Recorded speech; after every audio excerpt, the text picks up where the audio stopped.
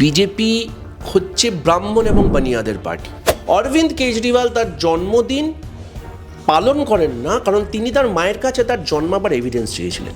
আমি যদি একজন মহিলা মুখ্যমন্ত্রীর কথা ভাবি, তাহলে তার কাছ থেকে আমি কি আশা করব? একটা ডিগনিটি আশা করব। বিধানসভা লোকসভা কোনো পার্টির হয় না, এটা গণতন্ত্রের মন্দির, এটা আমার সেক্রেটারিয়েট।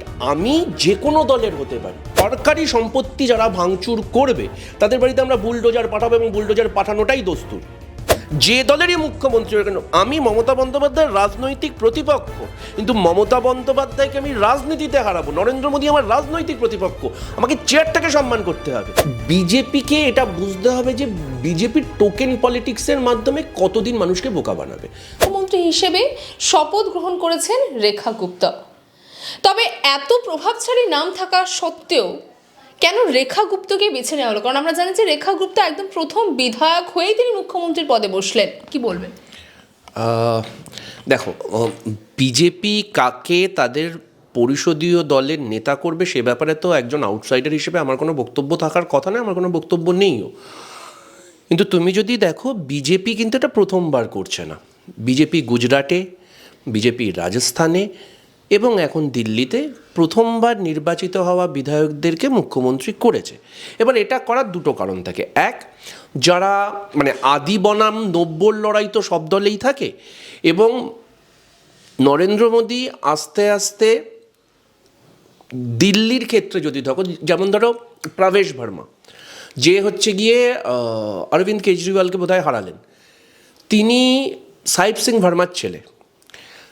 সাহেব সিং ভার্মা কিন্তু দিল্লিতে একটা অত্যন্ত প্রভাবশালী মুখ, অত্যন্ত প্রভাবশালী নাম। সুষমা স্বরাজের মেয়ে বাঁশ্রী স্বরাজ, যার নাম কিন্তু অতি অবশ্যই সম্ভাব্য তালিকায় ছিল। এবার সুষমা স্বরাজ বলো, মানে অরুণ জেটলি বলো, সাহেব সিং ভার্মা বলো, এরা হচ্ছে গিয়ে দিল্লি বিজেপির এক একজন স্টলওয়ার্ড ছিলেন। তাদের উত্তরাধিকারীদেরকে সাইডলাইন করে হয়তো নরেন্দ্র মোদী, অমিত শাহ যে গুজরাটি লবি, সেই গুজরাটি লবিটা আরেকটু শক্তিশালী করলো যে আমাদের সিদ্ধান্তটাই শেষ কথা। এবার ওই যে বললাম যে কেন করা হলো তার একাধিক ব্যাখ্যা হতে পারে, এবং সেটা বিজেপি ঠিক করবে। যেমন ধরো, অরবিন্দ কেজরিওয়াল যে বানিয়া সম্প্রদায়ের ছিলেন, রেখা গুপ্তাও সেই বানিয়া সম্প্রদায়ের, এবং এই মানে আমরা যে চিরকাল বলে থাকি বিজেপি হচ্ছে ব্রাহ্মণ এবং বানিয়াদের পার্টি। মানে বণিক সম্প্রদায়ের সদস্য বলে কি একটা কোথাও এই জায়গাটা পেলেন? অবশ্যই। তার কারণটা হচ্ছে যে দেখো, এটা আমাকে মানে তুমি যদি এই মুহূর্তে দাঁড়িয়ে বাংলাতেও দেখো, বাংলাতেও সেই আদি বিজেপি যারা, সেটা মীনা দেবী পুরোহিত হতে পারে, সেটা বিজয় ওঝা এখন অবশ্য তৃণমূলে গেছে, মানে তুমি চোখ বন্ধ করে আদি বিজেপিদের এখানে কল্পনা করো, তারা হয় ব্রাহ্মণ নয় বানিয়া। ঠিক আছে? অর্থাৎ এই সমীকরণটা চিরকালই ছিল, এবং ব্রাহ্মণ বানিয়াদের পার্টি আমরা বলে থাকতাম।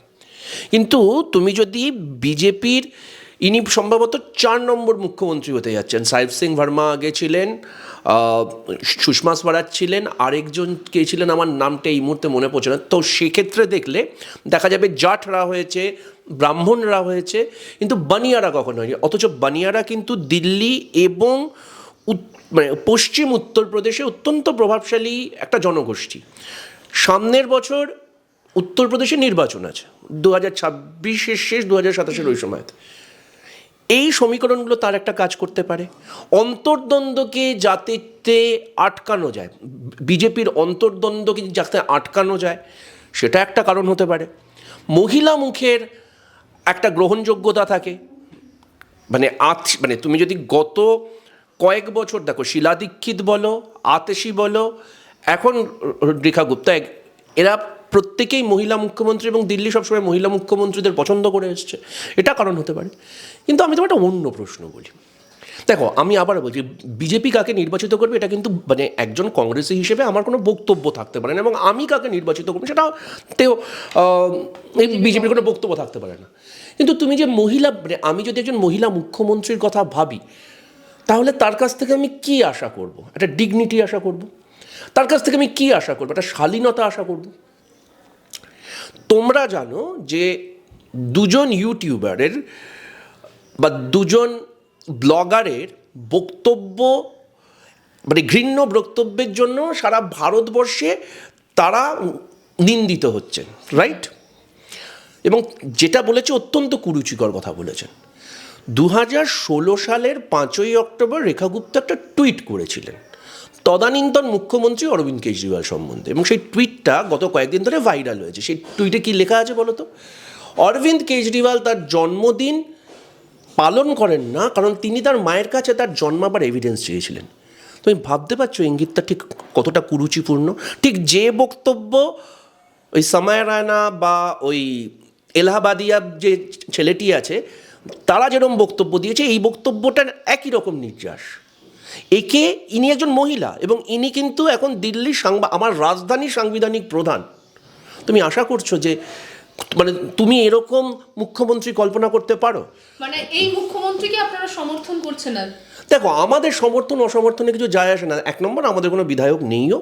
দুই হচ্ছে যে তুমি দেখো, তুমি সাংবাদিক বাদ দিয়েও তুমি একজন মহিলা, তোমার একটা ডিগনিটি আছে। তুমি কি কখনো এরকম একজন সাংবিধানিক পদাধিকারীর মুখ থেকে, সাংবিধানিক পদাধিকার করে এটা যে কারোর মুখ থেকে একটা অত্যন্ত কুরুচিকর একটা ইঙ্গিত যে তুমি তোমার মায়ের কাছ থেকে তোমার জন্মাবার এভিডেন্স চেয়েছো এবং সেটা পাওনি বলে তুমি জন্মদিন পালন করো না। এটা কে লিখছে? কার বিরুদ্ধে লিখছে? মুখ্যমন্ত্রীর বিরুদ্ধে লিখছে। মুখ্যমন্ত্রী কিন্তু একটা পোস্ট, যে দলেরই মুখ্যমন্ত্রী কেন। আমি মমতা বন্দ্যোপাধ্যায়ের রাজনৈতিক প্রতিপক্ষ, কিন্তু মমতা বন্দ্যোপাধ্যায়কে আমি রাজনীতিতে হারাবো। নরেন্দ্র মোদী আমার রাজনৈতিক প্রতিপক্ষ, আমাকে চেয়ারটাকে সম্মান করতে হবে। যে মহিলা এটা লিখছে 2016 5ই অক্টোবর, এবং এতটাই বিড়ম্বনা, গতকাল অমিত মালব্যর টিম সেই পোস্টটাকে নামাতে বাধ্য হয়েছে, ডিলিট করতে বাধ্য হয়েছে। কিন্তু যা হয়, এটা তো সোশ্যাল মিডিয়ার যুগ, অডিট ট্রেল থেকে গেছে। এবং শুধুমাত্র আমি লিখিত পোস্টের কথা বলবো না, সমাজ মাধ্যমে কিছু ভিডিও ঠিক বারংবার সোশ্যাল মিডিয়ায় ভেসে আসছে তার মুখ্যমন্ত্রীত্ব শপথ নেওয়ার আগে থেকেই। ঠিক, এবং সেই ভিডিওতে তুমি দেখবে যে উনি মেয়র বা মানে মেয়র পদের লড়াই করবার সময় সরকারি সম্পত্তি অর্থাৎ কর্পোরেশনের ভেতরে পোডিয়াম ভাঙচুর করছে। এবার তুমি একটা কথা বলো তো, আমিও জানি, তুমিও জানো, যোগী আদিত্যনাথ থেকে শুরু করে অমিত শাহ থেকে শুরু করে হিমন্ত বিশ্ব শর্মা থেকে শুরু করে বারবার একটা কথা বলেছে, সরকারি সম্পত্তি যারা ভাঙচুর করবে তাদের বাড়িতে আমরা বুলডোজার পাঠাবো, এবং বুলডোজার পাঠানোটাই দস্তুর। রেখা গুপ্ত কি সরকারি সম্পত্তি ভাঙচুর করেনি? তাহলে যে লোকটা সরকারি সম্পত্তি ভাঙচুর করছে তাকে তুমি মুখ্যমন্ত্রী বানাচ্ছ। তোমার মনে আছে আমার পশ্চিমবঙ্গে মুখ্যমন্ত্রী, এখন যিনি মুখ্যমন্ত্রী মমতা বন্দ্যোপাধ্যায়, তিনি যখন বিরোধী নেত্রী ছিলেন এবং বিরোধী সাংসদ ছিলেন, তার নেতৃত্বে বিধানসভা ভাঙচুর হয়েছিল। সেটা নিয়ে আমরা এখনও ওনার সমালোচনা করি। ওনাকে নিয়ে মানে সেই কার্যকলাপ নিয়ে আমরা, শুধু আমরা কেন, বিজেপিও সমালোচনা করে। তাহলে এক যাত্রায় তো পৃথক ফল হতে পারে না। তুমি দেখো, বিধানসভা লোকসভা কোনো পার্টির হয় না, এটা গণতন্ত্রের মন্দির, এটা আমার সেক্রেটারিয়েট, আমি যে কোনো দলের হতে পারি। তুমি জানো তো যে আমাদের প্রাক্তন বিধায়কদের মরদেহ কেন বিধানসভায় নিয়ে আসা হয় জানো তো? এটা একটা সম্মানের জায়গা, এটার পীঠস্থান বলে। তুমি যেখানে তোমার সময় সব থেকে ভ্যালুয়েবল ইনপুটগুলো দিয়েছো, তুমি একটা আইনসভা, এটা যে দলের হোক না কেন, ঠিক সেরকম পুরসভা। এই যে আমাদের এখানে যখন সজল ঘোষকে যখন অন্যায়ভাবে বার করে দেওয়া হয়েছিল কলকাতা পুরসভা থেকে, আমরা সবাই তার প্রতিবাদ করেছিলাম। সজল ঘোষ আমার দল করে না, সজল ঘোষ বিজেপি করে, কিন্তু এটা গণতন্ত্র বিরোধী বলে। তাহলে সেই একই রকম সমালোচনা আমি তো বিজেপির বাংলার কোনো নেতৃত্বের কাছ থেকে শুনতে পেলাম না যখন রেখা গুপ্তর এই ভিডিওটা ভাইরাল হলো। ওই ভিডিওটা এআই দিয়ে বানানো হয়নি। কথায় কথায় তো আপনারা অস্বীকার করেন, আপনারা তো দিল্লি স্ট্যাম্পেডটাকে, আপনারা বলতে আমি অশ্বিনী বৈষ্ণবের কথা বলছি, যিনি আমার রেলমন্ত্রী বা রেলমন্ত্রী যাই বলুন না কেন, তিনি স্ট্যাম্পেডটাকে অস্বীকার করেছিলেন প্রথমে, তারপর তো দুঃখ পেয়েছেন অন্য ব্যাপার। এক্ষেত্রেও আমরা আপনাকে বলছি ওটা এআই জেনারেটেড নয়, অস্বীকার করবেন না। সমালোচনা যেখানে সেখানে সমালোচনা করুন, এবং দয়া করে মমতা বন্দ্যোপাধ্যায় কী করছেন, কংগ্রেস কী করছে, আপনার কোনো দায় নেই তো সেগুলো ফলো করার। আপনারা তো পার্টি উইথ ডিফারেন্স। আপনারা একটা ইনস্ট্যান্স স্থাপন করুন যে রেখা গুপ্তর মতো মানুষ যাতে যিনি গণতন্ত্রের একটা পীঠস্থানে ভাঙচুর করেন, যিনি তদানীন্তন মুখ্যমন্ত্রীর মাকে নিয়ে কুরুচিকর ইঙ্গিত দেন, তাকে আপনারা মুখ্যমন্ত্রী পদে আনবেন, এটা একটা দৃষ্টান্ত স্থাপন করুন। আপনাদের তো সেই সুযোগ ছিল, কেন করলেন না, কেন করতে পারলেন না? শুধু মুখে নমারিদং জগৎ। আচ্ছা দাদা, আরও একটি বিষয় যেটা নজর রাখার মতন, যে যেহেতু এই মুহূর্তে রেখা গুপ্তা দেশের মধ্যে দ্বিতীয় মুখ্যমন্ত্রী, মহিলা মুখ্যমন্ত্রী, সেক্ষেত্রে আমরা জানি যে বা লোকসভা নির্বাচন হোক বা বিধানসভা নির্বাচন, বিগত কয়েক বছর ধরে মহিলা ভোটের উপর একটু বেশি প্রাধান্য সব ক্ষেত্রে আমরা দেখতে পাচ্ছি। তো রাজনৈতিক মহলে এটা মনে করা হচ্ছে যে কোথাও দিল্লির মহিলা ভোটের বা মহিলাদের মন জয় করার জন্য তাকে মুখ্যমন্ত্রী করা হয়েছে। দেখো, দিল্লির মহিলা দেখো, মহিলারা হচ্ছে গিয়ে আমাদের প্রিয়াঙ্কা গান্ধীও একটা কথা বলেন এবং আমরা সেটা মনে প্রাণে বিশ্বাস করি, আধি আবাদি পুরা হক। কিন্তু সেটাই যদি একমাত্র বিচার্য হয়, আমি তোমাকে একটা কথা বলি, অরবিন্দ কেজরিওয়াল নির্বাচনে হারবার আগে বলেছিলেন দিল্লিগামী যে কোনো সরকারি বাসে মহিলাদের টিকিট লাগবে না, ফ্রি। এছাড়াও লক্ষ্মীর ভাণ্ডারের মতো আদলে একাধিক স্কিম চালু হয়েছিল এবং সেটা পুরুষ মহিলা মুখ্যমন্ত্রী নির্বিশেষে ভারতবর্ষের সব রাজ্যে আছে। সেটা কোথাও লাডলি বেহেনা, সেটা কোথাও লড়কি বেহেনা ইত্যাদি নামে। এবার নির্যাসটা হচ্ছে এটা যে মহিলা ভোট বলো বা যাই উদ্দেশ্য হলো, মহিলা সশক্তিকরণটা খুব গুরুত্বপূর্ণ। কিন্তু মহিলা সশক্তিকরণের জন্য যদি মুখ্যমন্ত্রী তৈরি হতে হয়, আমি বিশ্বাস করতে রাজি নই যে দিল্লির কোনো মহিলা 2016 সালের 5ই অক্টোবর রেখা গুপ্ত একজন মহিলা হিসেবে আর একজন মহিলাকে যেরকম কুরুচিকর আক্রমণ করেছিলেন, এটা দিল্লির কোনো মহিলা সমর্থন করবে। আমরা মায়েদের পুজো করি, আমাদের দেশে মা দুর্গা পূজিত হন, সেখানে দাঁড়িয়ে একজন মহিলা সমাজের প্রতিনিধি হিসেবে একজন মাতৃসমা, তিনি আবার বিরোধী দলের নেত্রী হতে পারেন, বিরোধী দল হতে পারে, তাকে যদি কুরুচিকর আক্রমণ করে তার তো সমালোচনা হবে, সঙ্গত সমালোচনা হবে। এবার এই মুহূর্তে দিল্লিতে কোনো ভোট নেই।